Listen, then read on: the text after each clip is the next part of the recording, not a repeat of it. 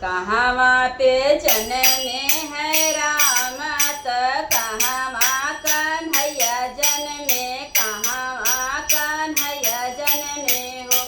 एहो कहवा पे जनमे गणेश, तीनहु घरे सोहर, तीनहु घरे सोहर हो। अयोध्या में जनमे है राम त मथुरा कन्हैया जनमे, मथुरा कन्हैया जनमे हो। एहो पर्वत पे जनमे गणेश, तीनहु घरे सोहर, तीनहु घरे सोहर हो। केकर के जनमे है राम त केकर कन्हैया जनमे, केकर कन्हैया जनमे हो।